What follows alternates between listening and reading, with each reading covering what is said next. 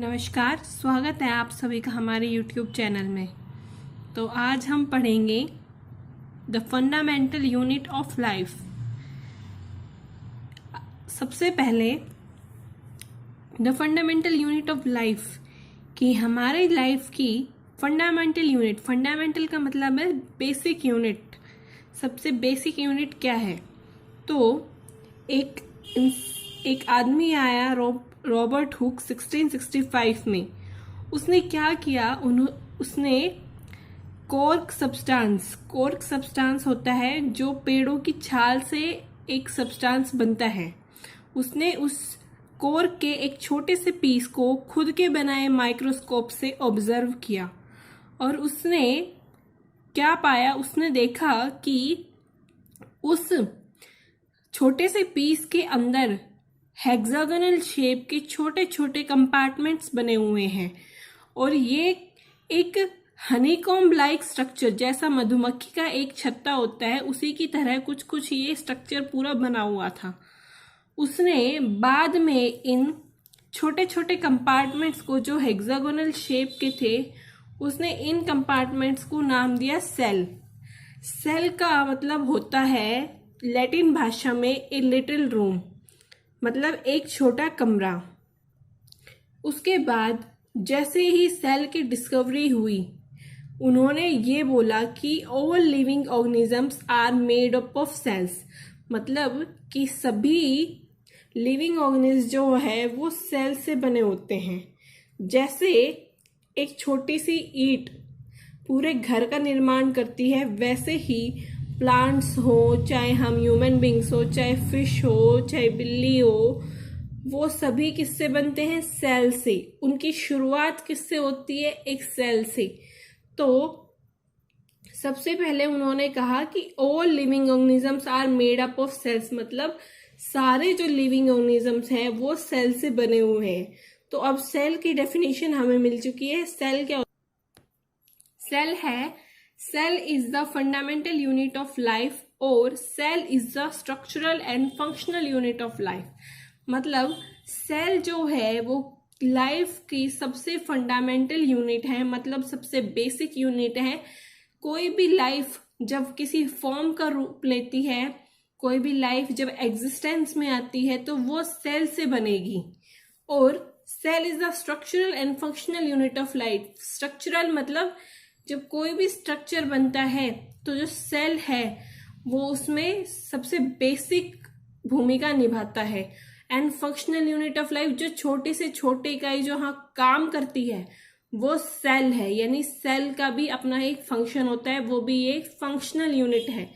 आइए अब हम देखते हैं कि सेल से रिलेटेड डिस्कवरीज किस किसने की और क्या क्या डिस्कवरीज थी वो। सबसे पहले रॉबर्ट हुक ने 1665 में सेल्स को डिस्कवर किया। उसके बाद 1674 में ल्यूवेनहॉक आए, जिन्होंने पॉन्ड वाटर में फ्री लिविंग सेल्स को डिस्कवर किया। उसके बाद 1831 में रॉबर्ट ब्राउन आए, जिन्होंने सेल में न्यूक्लियस की डिस्कवरी की।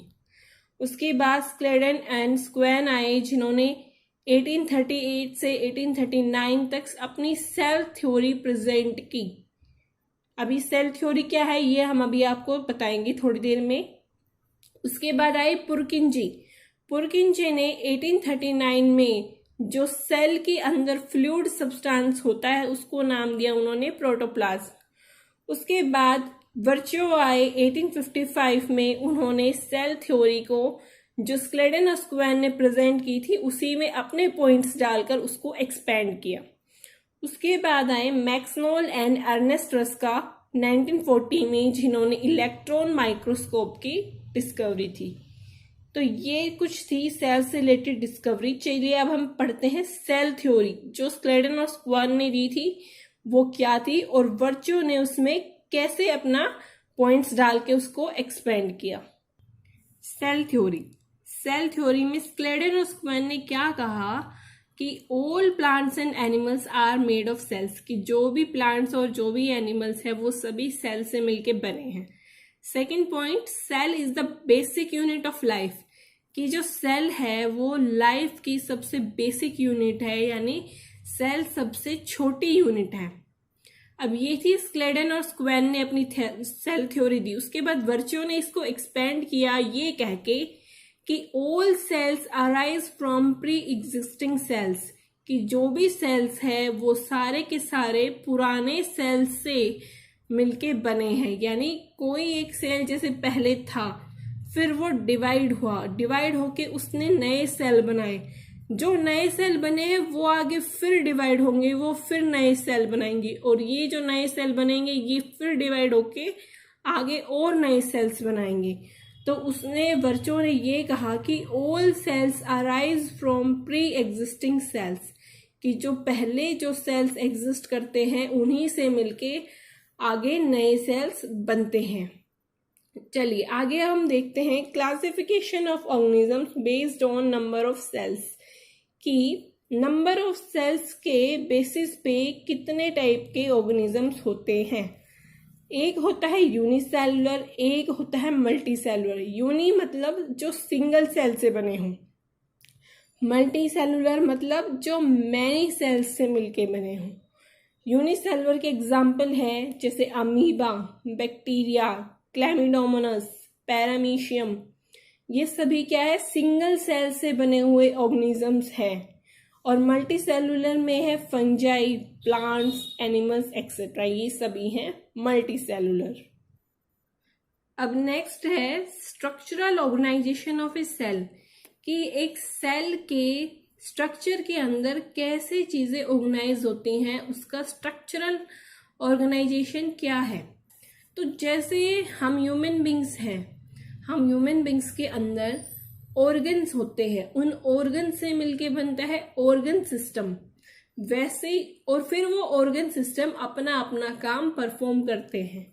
जैसे हमारा जो हार्ट है वो ब्लड को प्योरीफाई करता है, जो लंग्स है वो एयर को प्योरीफाई करते हैं, किडनी होती है वो किडनी हमारी बॉडी से वेस्ट को बाहर निकालती है। वैसे ही सेल जो है, उस सेल के अंदर भी छोटे छोटे सेल ऑर्गेनील्स होते हैं। जैसे ह्यूमन बॉडी के अंदर ऑर्गन्स होते हैं, वैसे ही सेल के अंदर सेल ऑर्गेनील्स होते हैं। और ये सेल ऑर्गेनील्स क्या है ये हम आप पढ़ाएंगे आपको बाद में। अब हम बात कर रहे थे मल्टी सेलुलर ऑर्गेनिजम्स की, कि दो टाइप के ऑर्गेनिजम्स होते हैं, एक यूनिसेलुलर एक multi cellular. Multi cellular organisms वो थे जो मैनी सेल्स से मिलके बने थे। जैसे क्या होता है, इसमें एक सेल है वो ब्रेक हुई दो नए सेल्स में, ये दोनों सेल फिर ब्रेक हुई आगे और सेल्स में। ऐसे ही हमारे पास बहुत सारी सेल्स आई। उन सेल्स में क्या हुआ, उन सेल्स ने एक एक ग्रुप बना लिया। जैसे एक ग्रुप ये बन गया, एक ग्रुप ये बन गया, एक ग्रुप ये बन गया। इन जो ये ग्रुप्स बने हैं ये इस बेसिस पे बने हैं कि इनके काम एक है। सेल्स जो है अलग टाइप की हो सकती है लेकिन इनका काम एक होगा। तो जो सेल्स है they group together and assume different functions in the body to perform various body parts, कि ये जो सेल्स है ये ग्रुप बना लेती है और अलग अलग फंक्शन परफॉर्म करती है एक बॉडी में। और जब ये सेल्स इकट्ठी एक ही बॉडी में होंगी तो वो बनेगा मल्टी सेलुलर ऑर्गेनिजम्स। ये था मल्टी सेलुलर ऑर्गेनिजम्स में उनका स्ट्रक्चर कैसा होता है, कि वो जो उनके अंदर जो सेल्स होती है वो सेल्स काम कैसे करती हैं। The shape and size of cells are related to the specific function they perform, कि जो भी फंक्शन वो परफॉर्म करती हैं उन्हीं के हिसाब से, उसी फंक्शन के हिसाब से उनकी शेप और उनकी साइज सेल्स का होता है। जैसे अमीबा है, अमीबा एक यूनिसेलुलर ऑर्गेनिज्म यानी वो एक सिंगल सेल से मिलके बनता है। तो अमीबा की है कुछ ऑर्गेनिजम्स जो है वो अपनी शेप चेंज करते रहते हैं, जबकि कुछ ऑर्गेनिजम्स की फिक्स शेप होती है, कुछ सेल्स की फिक्स शेप होती है। अब अमीबा है उसमें जो सेल है वो सेल की शेप चेंज होती रहती है। अगर अमीबा आप ऑब्जर्व करेंगे अमीबा को इलेक्ट्रोस्कोप से, माइक्रोस्कोप से, तो अगर वो कुछ देर पहले ऐसी शेप शो कर रहा है तो थोड़ी देर बाद ही उसकी शेप चेंज हो जाएगी। ये तो थी अमीबा जिसकी शेप चेंज होती है। कुछ सेल्स ऐसी भी है बॉडी में, हमारी बॉडी में हम एग्जांपल लेते हैं जिनकी फिक्स शेप्स होती है, और ये बहुत अलग अलग टाइप की सेल्स है जो एक ही बॉडी में रहती है। जैसे हमारी बॉडी में आपको मिलेगी स्मूथ मसल सेल्स, उसकी शेप कुछ ऐसी होती है।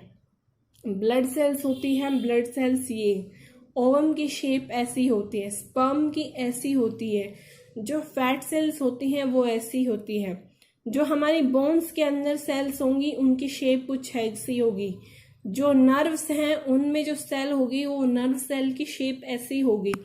तो इन सभी की शेप्स जो है वो फिक्स रहती है, और ये एक ही बॉडी के अंदर रहकर बहुत सारे अलग अलग फंक्शन परफॉर्म करती है।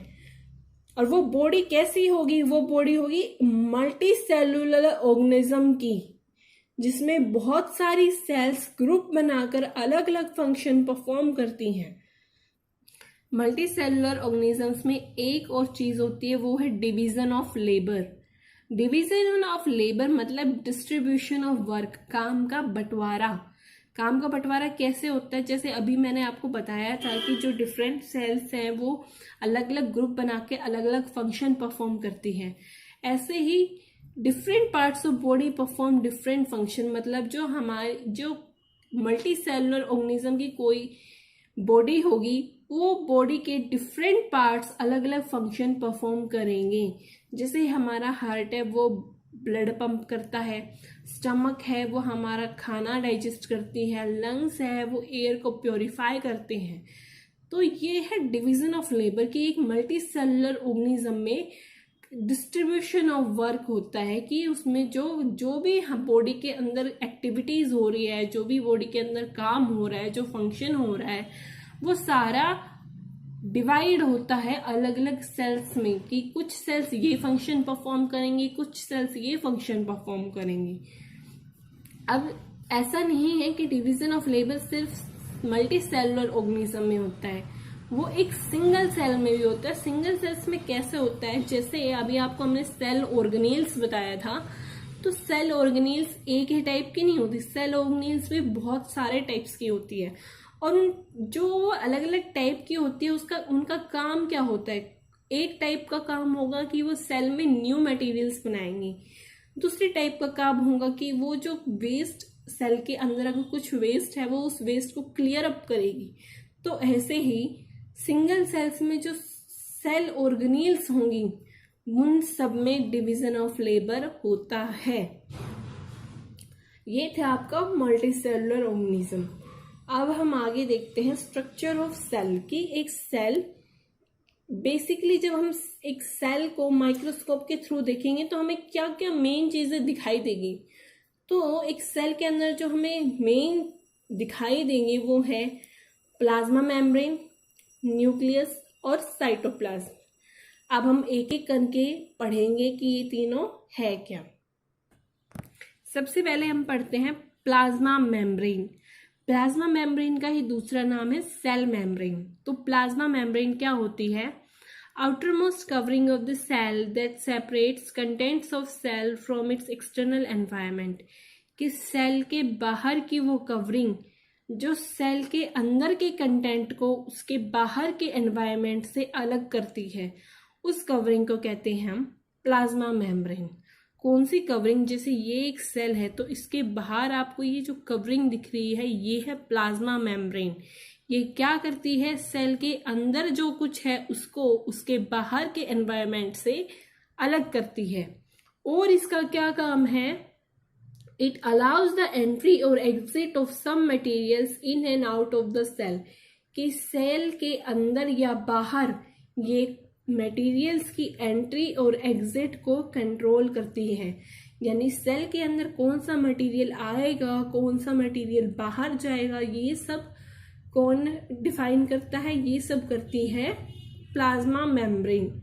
उसके बाद it also prevents movements of some other materials. कि ये सेल के अंदर ही जो मटेरियल्स की मूवमेंट्स होती है उनको भी ये प्रिवेंट करती है, यानी किसी भी ऐसे मटेरियल को अंदर नहीं आने देती जो सेल को नुकसान पहुंचा सकता है। Also known as selectively permeable membrane.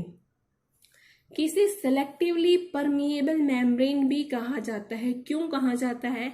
जैसा मैंने अभी आपको बताया कि ये चुन के सेलेक्ट करके मटेरियल्स को अंदर आने देती है, इसलिए इसे कहेंगे सेलेक्टिवली। परमिएबल को आप परमिशन से जोड़ के देख सकते हैं कि ये कुछ ही मटेरियल्स को सिलेक्ट करके उनको परमिशन देती है कि आप अंदर आ सकते हैं, आप अंदर नहीं आ सकते। इसीलिए इस मेम्ब्रेन को बोलते हैं सेलेक्टिवली परमिएबल मेम्ब्रेन। अब इस मेम्ब्रेन के थ्रू ही कुछ प्रोसेस होते हैं, वो प्रोसेस हम एक एक करके पढ़ेंगे। सबसे पहले होता है डिफ्यूजन। डिफ्यूजन क्या है? डिफ्यूजन आपने पढ़ा भी होगा शायद इससे पहले वाली क्लासेस में कि डिफ्यूजन क्या होता है। The spontaneous movement of a substance from a region of high concentration to a region of low concentration. कि किसी भी सब्सटेंस की मूवमेंट एक हाई कंसंट्रेशन के एरिया से लो कंसंट्रेशन के एरिया में, उसे कहते हैं डिफ्यूजन प्रोसेस। जैसे CO2 है, CO2 सेल के अंदर होती है, लेकिन वो क्या है? सेल का वेस्ट है, तो वेस्ट को तो बाहर निकालना पड़ेगा। तो सेल CO2 जो है वो सेल से बाहर निकलेगा। इसका मतलब क्या होगा कि सेल CO2 की कंसंट्रेशन सेल में ज्यादा है, सेल के बाहर कम है, तभी वो सेल से बाहर निकल पाएगा। अब जैसे ऑक्सीजन है, ऑक्सीजन क्या है? ऑक्सीजन जो है वो एक सेल के लिए जरूरी होती है, तो ऑक्सीजन को अंदर आना होगा सेल के। अब वो अंदर कब आएगी? जब बाहर के एनवायरनमेंट में ऑक्सीजन की कंसंट्रेशन ज्यादा होगी और अंदर के सेल के अंदर उसकी कंसंट्रेशन कम होगी, तभी ऑक्सीजन अंदर आ पाएगी। जैसे अब मान लीजिए, जैसे ये आप देख सकते हैं कि ये CO2 है, ये सेल से बाहर आ रही है, और ऑक्सीजन है वो सेल के अंदर जा रही है। कब? जब उसकी बाहर कंसंट्रेशन ज्यादा है। तो डिफ्यूजन क्या हुआ? Diffusion plays an important role in gaseous exchange between the cells as well as the cell and its external environment. कि जो डिफ्यूजन है, डिफ्यूजन से क्या हो रहा है? CO2 और O2 क्या है? ये गैसेस है। तो ये डिफ्यूजन जो है वो गैसेस के एक्सचेंज में एक इम्पोर्टेंट रोल प्ले करता है। और ये गैसेस का जो एक्सचेंज होता है, ये किसके बीच में होता है? ये होता है सेल के बीच में और उसके अंदर सेल्स में। यानी एक ही सेल के अंदर हो सकता है, या फिर एक सेल और उसके बाहर के एनवायरनमेंट के बीच में हो सकता है। अब ये था आपका डिफ्यूजन प्रोसेस। लेकिन जब ऐसे ही वाटर मॉलिक्यूल्स की सेल के अंदर एंट्री और एग्जिट होती है, उस टाइम जो प्रोसेस हो रहा है उसको हम डिफ्यूजन ना कह के ऑस्मोसिस कहेंगे। ऑस्मोसिस हम सिर्फ इस प्रोसेस को वाटर मॉलिक्यूल्स के केस में कहेंगे, जब वाटर मॉलिक्यूल्स सेल के अंदर और बाहर जा रहे हैं। वरना अगर गैसेस का एक्सचेंज हो रहा है तो हम उसको डिफ्यूजन बोलेंगे। तो ऑस्मोसिस क्या हुआ? Osmosis is the process of movement of water molecules through a selectively permeable membrane. कि ऑस्मोसिस वाटर मॉलिक्यूल्स की मूवमेंट है एक सेलेक्टिवली परमिएबल मेम्ब्रेन के थ्रू। और सेलेक्टिवली परमिएबल मेम्ब्रेन कौन सी थी? हमारी प्लाज्मा मेम्ब्रेन। अब आपने पढ़ा वाटर मॉलिक्यूल्स की मूवमेंट। अब वाटर मॉलिक्यूल्स की मूवमेंट के हिसाब से 3 तरह के सॉल्यूशन बनते हैं। फर्स्ट केस है हमारा जिसमें जो सेल है, सेल के अंदर पानी की कंसंट्रेशन कम है और सेल के बाहर पानी की कंसंट्रेशन ज़्यादा है। तो जो सेल है वो पानी को गेन करेगा, यानी पानी सेल के अंदर जाएगा। जब पानी सेल के अंदर जाएगा उस सिचुएशन को हम बोलेंगे हाइपोटोनिक सॉल्यूशन। यानी जब पानी की मूवमेंट किसी भी सेल के अंदर हो रही है, जब पानी अंदर जा रहा है, तो उसको हम बोलेंगे हाइपोटोनिक सॉल्यूशन। इसमें क्या होगा, हाइपोटोनिक सॉल्यूशन में जो सेल है वो पानी गेन करेगा, और कोई भी चीज़ जब पानी गेन करती है तो वो फूल जाती है, तो सेल क्या होगा, सेल विल स्वेल अप। ऐसे ही अगर सेल के अंदर पानी की कंसंट्रेशन ज़्यादा है और बाहर कम है तो पानी सेल से बाहर निकल जाएगा और उसको हम बोलेंगे हाइपरटोनिक सॉल्यूशन। हाइपरटोनिक सॉल्यूशन, अब जब सेल से पानी बाहर निकल गया तो क्या हो गया, सेल श्रिंक हो जाएगा, तो क्या होगा इसमें, सेल विल श्रिंक। अब आइसोटोनिक सॉल्यूशन, आइसोटोनिक सॉल्यूशन क्या हो रहा है, जिसमें पानी बाहर भी जा रहा है और अंदर भी जा रहा है। जब जितना ही पानी बाहर जा रहा है उतना पानी अंदर आ रहा है, तो नेट मूवमेंट कुछ भी नहीं है पानी की, इसलिए ना तो सेल स्वेल अप करेगा ना सेल श्रिंक करेगा। ये तीन सिचुएशन थी, ये आपको बहुत याद रखनी है, ये बहुत इम्पोर्टेंट है। Hypertonic solution, hypotonic solution, isotonic solution, ये एग्जाम्स में बहुत बार पूछे जाते हैं। अब प्लाज्मा मेम्ब्रेन जो होती है हमारी, वो बनी होती है लिपिड्स और प्रोटीन्स से, और प्लाज्मा मेम्ब्रेन है जो वो बहुत ही फ्लेक्सिबल होती है। फ्लेक्सिबल होती है तो क्या करती है, वो फूड को अपने अंदर ले लेती है and other material from its external environment. जो भी सेल के काम के मटेरियल्स होती है उनको वो बाहर के एनवायरनमेंट से अपने अंदर खींच लेती है, और इस प्रोसेस को कहते हैं एंडोसाइटोसिस। जैसे अमीबा, अमीबा को अगर आप देखेंगे तो अमीबा क्या करता है, अमीबा जैसे जब उसको अपने बाहर के एनवायरनमेंट में कोई फूड दिखाई देता है या उसे अपने कुछ काम के मटेरियल दिखाई देते हैं, तो वो क्या करता है, उसे प्लाज्मा मेम्ब्रेन के थ्रू अपने अंदर खींच लेते हैं। अब प्लाज्मा मेम्ब्रेन का ही एक इम्पोर्टेंट पार्ट है सेल वॉल। सेल वॉल और प्लाज्मा मेम्ब्रेन में क्या डिफरेंस है, सेल वॉल जो है वो सेल वॉल मिलेगी आपको एनिमल्स, प्लांट सेल्स में, और प्लाज्मा मेम्ब्रेन मिलेगी सिर्फ आपको एनिमल सेल्स में। जैसे प्लांट सेल है, प्लांट सेल में क्या होता है, प्लाज्मा मेम्ब्रेन और सेल वॉल, मतलब प्लांट सेल्स में भी प्लाज्मा मेम्ब्रेन होती है लेकिन वो सेल वॉल के अंदर होती है, सेल वॉल के बाद होती है। यानी एनिमल सेल्स में तो सिर्फ बाहर एक मेम्ब्रेन होगी जिसको हम बोलेंगे प्लाज्मा मेम्ब्रेन, और प्लांट सेल्स में दो मेम्ब्रेन होगी, जिसमें सबसे बाहर वाली मेम्ब्रेन को हम बोलेंगे सेल वॉल, उसके बाद जो मेम्ब्रेन होगी उसको हम बोलेंगे प्लाज्मा मेम्ब्रेन। तो प्लांट सेल्स है वो दो मेम्ब्रेन से है, उसमें प्लाज्मा मेम्ब्रेन और सेल वॉल, और सेल वॉल जो है वो प्लाज्मा मेम्ब्रेन के बाहर रहती है। जैसे ये प्लांट सेल्स है, ये एनिमल सेल है, एनिमल सेल में सिर्फ एक मेम्ब्रेन है प्लाज्मा मेम्ब्रेन, जबकि प्लांट सेल में दो मेम्ब्रेन है, अंदर वाली है प्लाज्मा मेम्ब्रेन और बाहर वाली है सेल वॉल। अभी आपने पढ़ा कि जो प्लाज्मा मेम्ब्रेन है वो बनती है लिपिड्स और प्रोटीन से, तो सेल वॉल बनती है सेल्यूलोज से। अब जैसे क्या होता है, अब अगर कोई सेल वाटर लूज करता है तो जो उसके कंटेंट्स हैं वो सेल वॉल से दूर चले जाते हैं, और इस प्रोसेस को हम कहते हैं प्लाज्मोलिसिस। जैसे ये एक सेल है, प्लांट सेल है ये, इस प्लांट सेल में प्लाज्मा मेम्ब्रेन है और सेल वॉल है।